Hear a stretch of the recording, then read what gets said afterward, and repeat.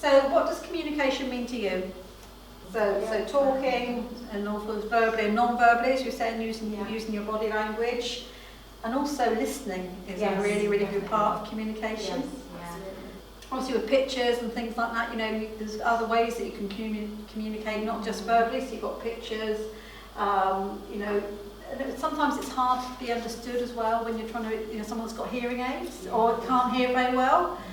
How do you go about communicating to them in a way that they can actually understand? And some people are very good at lip reading, but other situations, so you might think about using what sort of aids that you could use to help, and even people with dementia. What other aids can you use to help sort of communicate? Also, cultural differences as well. I mean, especially with hand gestures. Some societies, or we might think is okay, is not okay in other societies, and that. So there is that to sort of bear in mind. What you're saying would that offend the sort of person you're talking to? Body language is. Please, try and use open body language all the time. There's nothing worse just out there than someone who's talking to someone, and making eye contact with people as well. When you're talking to someone, make eye contact with them so you can actually sort of, they realise that you're actually listening to what they're saying. And being non-judgmental, I think it is very hard in any walk of life. You see someone come in that perhaps isn't the stereotype of person that you would actually think, oh, I don't really want to socialise with them. But it's actually, everyone's different. And they've got their rights to look like how they want to look. And sometimes you strip away that layer, and actually they're the best person, one of the sort of kindest heart, and it's just that exterior, Absolutely. exterior. And also your tone of voice as well. If you keep your tone of voice light, people will engage with you, but if you're sort of a bit down in the dumps, and so it is thinking about what tone of voice you can use. And I know when we're all stressed sometimes and someone says something, we might say it quickly, but we probably didn't mean it the way we said it, but you're just thinking about something else, so, and if that situation does, and you realise you've done that, you just say, oh God, I'm really sorry, this, I didn't mean to, because we can all get caught up in the moment, concentrating on something, and also seeking clarification. If someone tells you something you don't quite understand it, or you're not sure what they have told you, just sort of feedback to them and just say, am I right in thinking this is, so that's where things can get so miscommunication when you think someone said something, but actually they've said something completely different, but the way they've said it is not how you would have said it. So I think if you're ever confused, don't ever be afraid to ask, well, sorry, could you repeat that again? I don't quite understand what you're saying. So our values, how do they help with our communication? So it's important of being self-aware, of your surroundings, of the people that you're actually sort of talking to, and the importance of being brave, So they're all sort of ways that we can actually. So we're going to go to a TED Talk now.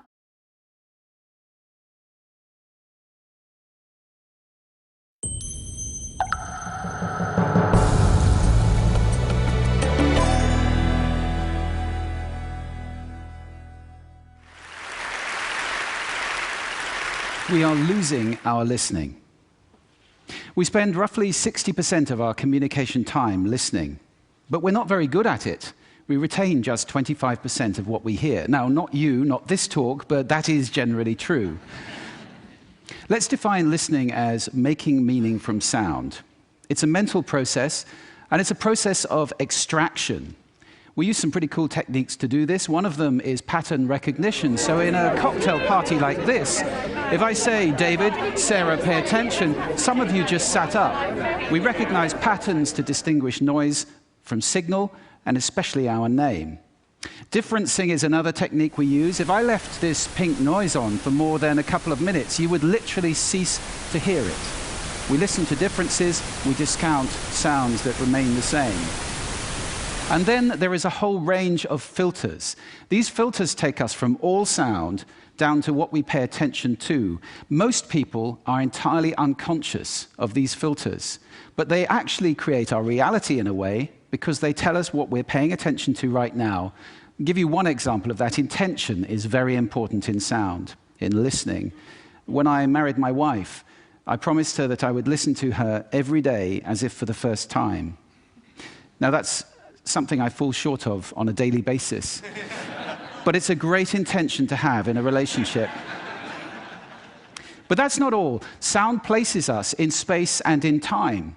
If you close your eyes right now in this room, you're aware of the size of the room from the reverberation and the bouncing of the sound off the surfaces.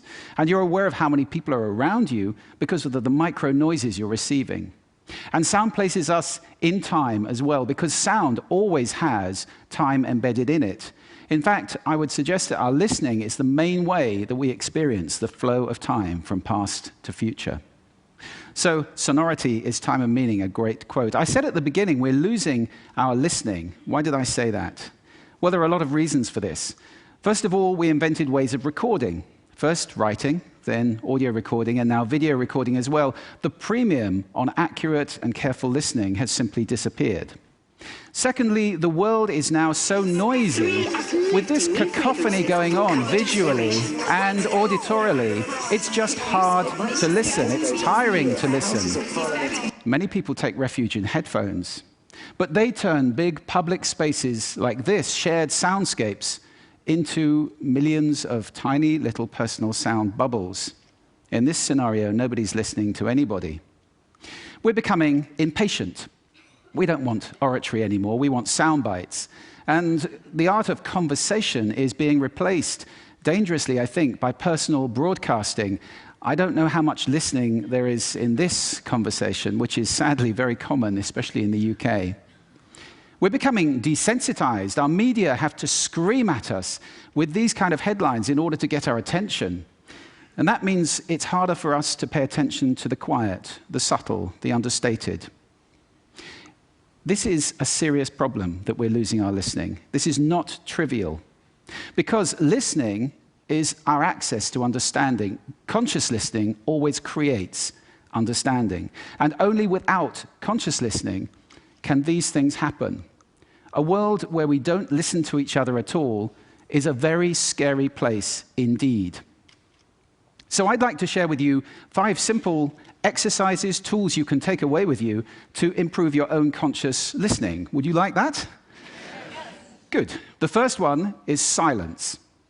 Just 3 minutes a day of silence is a wonderful exercise to reset your ears and to recalibrate so that you can hear the quiet again. If you can't get absolute silence, go for quiet. That's absolutely fine. Second, I call this the mixer. So even if you're in a noisy environment like this, and we all spend a lot of time in places like this, listen in the coffee bar to how many channels of sound can I hear? How many individual channels in that mix am I listening to? You can do it in a beautiful place as well, like a lake. How many birds am I hearing? Where are they? Where are those ripples? It's a great exercise for improving the quality of your listening. Third, this exercise I call savoring, and this is a beautiful exercise. It's about enjoying mundane sounds. This, for example, is my tumble dryer.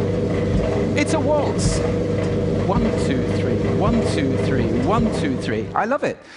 Or just try this one on for size.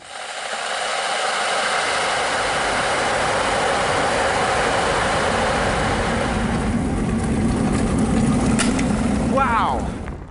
So mundane sounds can be really interesting if you pay attention. I call that the hidden choir. It's around us all the time. The next exercise is probably the most important of all of these. If you just take one thing away, this is listening positions. The idea that you can move your listening position to what's appropriate to what you're listening to. This is playing with those filters. You remember I gave you those filters at the beginning? It's starting to play with them as levers, to get conscious about them and to move to different places. These are just some of the listening positions or scales of listening positions that you can use. There are many. Have fun with that. It's very exciting. And finally, an acronym. You can use this in listening, in communication. If you're in any one of those roles, and I think that probably is everybody who's listening to this talk. The acronym is RASA, which is the Sanskrit word for juice or essence. And rasa stands for receive, which means pay attention to the person, appreciate, making little noises like, oh, okay. Summarize, the word so is very important in communication, and ask questions afterwards. Now, sound is my passion, it's my life. I wrote a whole book about it, so I live to listen. That's too much to ask for most people. But I believe that every human being needs to listen consciously in order to live fully. connected in space and in time to the physical world around us, connected in understanding to each other, not to mention spiritually connected, because every spiritual path I know of has listening and contemplation at its heart. That's why we need to teach listening in our schools as a skill. Why is it not taught? It's crazy. And if we can teach listening in our schools, we can take our listening off that slippery slope to that dangerous, scary world that I talked about and move it to a place where everybody is consciously listening all the time, or at least capable of doing it. Now, I don't know how to do that, but this is TED. And I think the TED community is capable of anything. So I invite you to connect with me, connect with each other, take this mission out, and let's get listening taught in schools and transform the world in one generation to a conscious listening world, a world of connection, a world of understanding, and a world of peace. Thank you for listening to me today.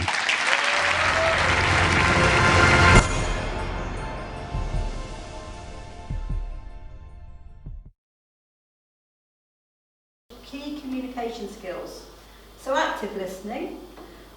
Show the person that you're actually actively engaged in listening to them. Use body language, eye contact, not looking at your watch, and focus. There's nothing worse than having a conversation with someone this I want to get on.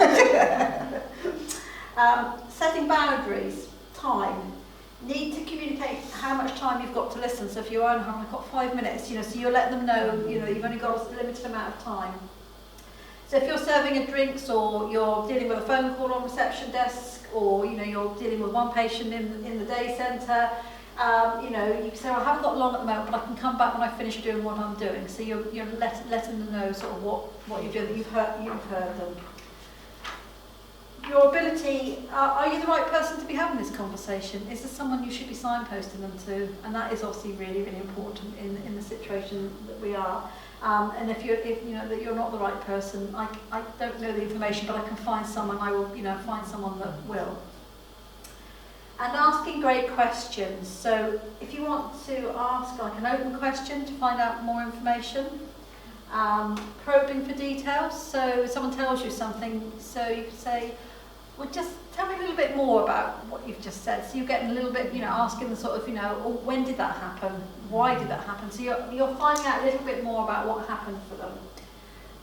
Summarise as well, and that's what he was saying, to feedback when someone tells you something, so this is the situation that you've told me that happened. So they're actually realising you actually paid attention to what they said, and if you haven't got quite it right, like I was saying earlier on, they can actually say, no, I meant this. And feedback to give information. So obviously if you've gone out and found out some answers for them, make sure you feedback to them to let them know the information that you actually found out for them. And to close the conversation, agree with the decision, a way that you can both proceed forward and that with that. Or so it might be, okay, well, I can't do anything about that now, but I will find out for you and I will get back to you. Mm-hmm. So you're sort of closing the conversation there, and then obviously when you've fed back to them and said, hopefully, we've got that sorted now, and so you actually end up closing the conversation. It's all about how you actually feedback, and also using your body language as well. If it's particularly noisy, and that can happen in reception, or if you're in the day centre, what have you, try and find a space that's quiet, that there's, where the room where perhaps nobody is, so you can actually have that sort of one-to-one conversation, and then no one's being distracted. You're not being distracted because someone else is calling you over, or the phone's ringing, and also getting away from noise. There's a lot of background noise, so you can actually listen to what they're saying. And also that you can't be overheard, because what they might be telling you could well be confidential. So non-verbal body language is 80%. So 80% of what we do is non-verbal body language. 13% is the tone of your voice, and 77% is the actual words that are spoken. And silences, we can find them awkward. I know Kate was saying she was doing a training session yesterday, and she said, oh, this silence is really awkward. But they are important. Yeah. In this case, that people were thinking about what they were going to reply, and allow people time to think about it, and what they want to say and process the information. We do run half-day communication courses throughout the hospice. If everybody wanted to come on one of them, I can actually get you booked on, so that's not a problem. Okay.